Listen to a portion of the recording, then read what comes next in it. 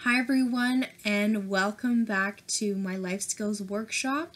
We're now in part 3 of this mini series, and we're talking about communication, specifically professionalism in and outside the workplace. So I'm going to start this video off with a little recap. We're going to discuss what we went over last week. So we touched on what professionalism is by definition and what that looks like in the workplace behaviorally, with respect and boundaries, how to adapt, and how to be teachable. So now we're going to transition into this week. We're going to be discussing emotional versus logical thinking, the 24-hour rule and how that ties into emotional and logical thinking, and then we're going to end it off with a cover letter and resume topic. So let's start off. Emotional and logical thinking. What are those types of thinking? I think both are used daily, and knowing how to effectively understand what state of mind you're in can help you effectively communicate with those around you on a daily basis, even if you're out with a group of friends. So let's get into emotional thinking. Emotional thinking tends to be the thinking style of very impulse, obviously emotionally driven responses.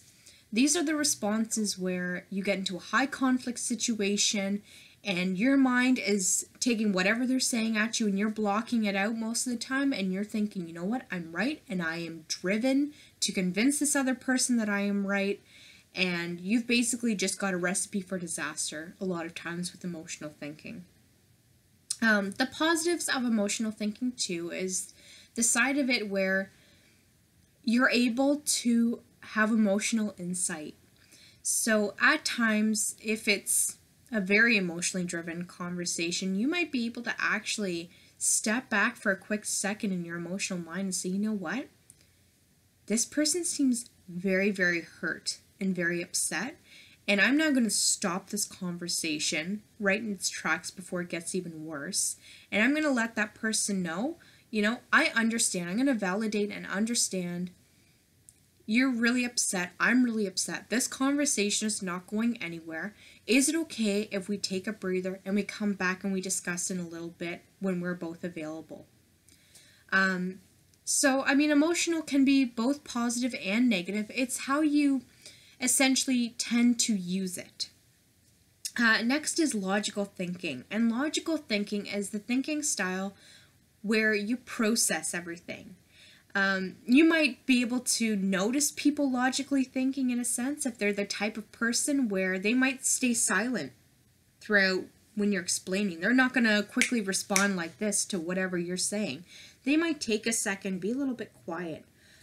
Usually logical thinking involves assessing and breaking down the situation as a whole.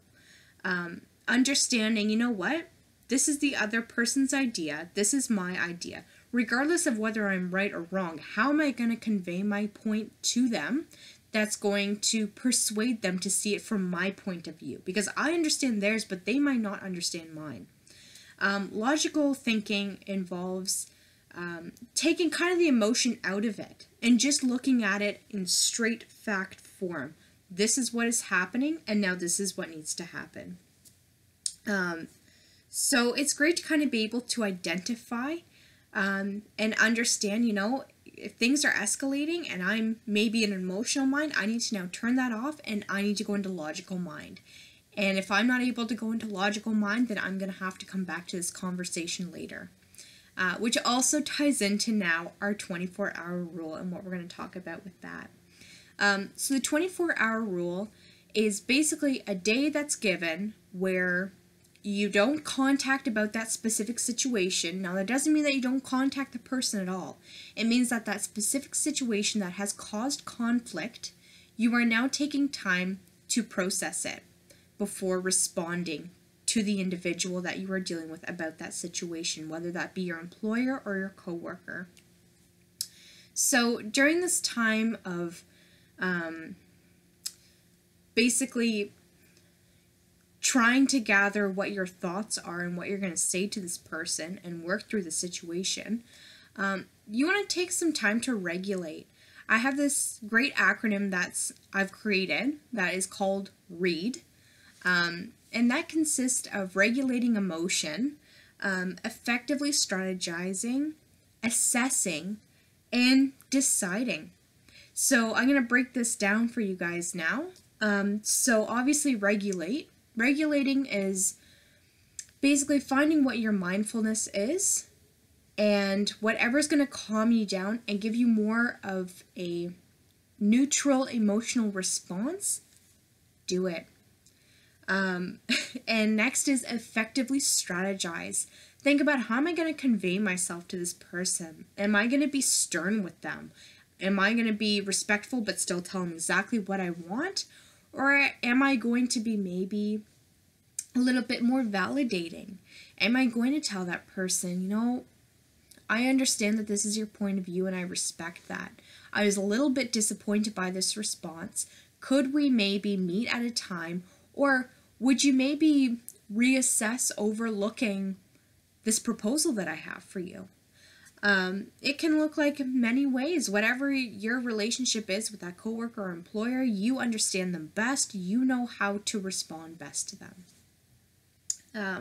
So next is assess. So this step is after you've written out the email. You're now going to look at that email and assess, will this person understand what I'm trying to say? Is it clear? Is it concise? Am I not coming off as rude? Because you don't want to come off as rude or angry. You don't want that person to interpret that. So is it maybe an aggressive email? Should I maybe reword some things or maybe take some emotion out of it? And lastly is decide. Now this is one of the most important steps in the READ acronym. This is when you receive the email from the person you're contacting. And this is basically deciding to just say, okay. I think it's really difficult when you have a certain expectation in mind when you send out an email that you're going to get the response of your dreams. Because when you don't and you have that when you have that expectation, it can cause disappointment, which could cause more conflict in the future with that individual. So decide to just say, okay, this is not the response that I wanted, but it's okay. And I'm going to have to accept that because I've tried my best and there's nothing else I can do at this point. So next, we're going to be talking very briefly about cover letters and resumes. So cover letters are basically how you're going to persuade the employer to hire you. This is essentially when you start to tell them your skills and what you can offer. And then your resume is basically the proof to the pudding. So it's when you put down all of your experiences and all of your skills and basically telling the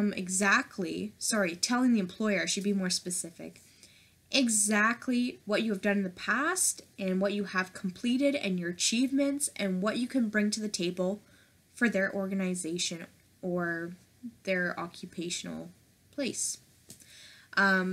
So what I'm going to start off with this activity is I'm going to read 2 cover letters, one that's professionally written and one that is not. And the activity for this week is going to assess the unprofessional one that I'm about to read, and how would you reword that?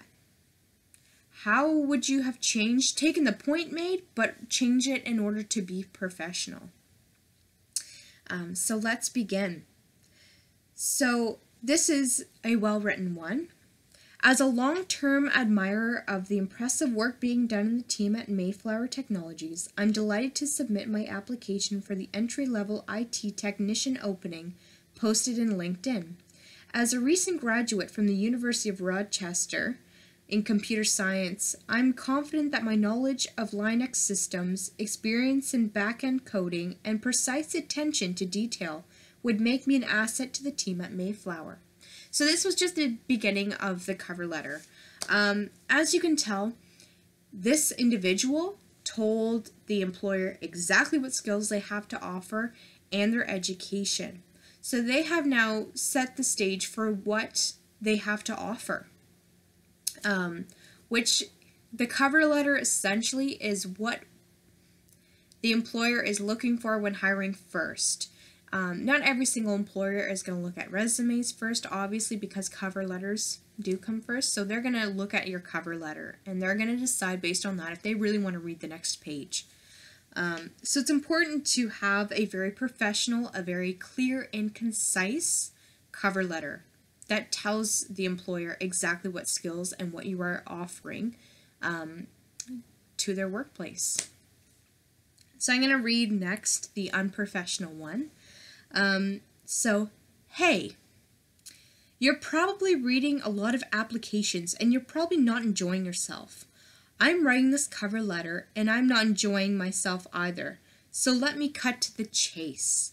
So already in their beginning opening, they've already showed the employer that they're highly unprofessional. They're not clear, they're not concise, and quite frankly, they don't want to they don't want to take the time to write to the employer. They just want to throw what skills they have out there and hope for the best response and that they get hired. So this shows the employer that this individual does not have any drive, does not really have any maturity or professionalism, and makes them a very unlikable candidate, honestly.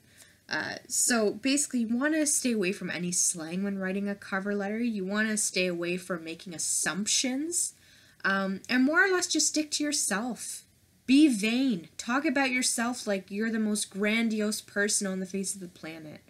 That's what cover letters are for, in an appropriate manner. Don't go too off the hinges with that, but definitely be confident when you write.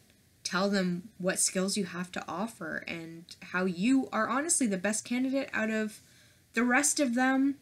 Sorry, the rest of the cover letters and resumes that they're going to receive.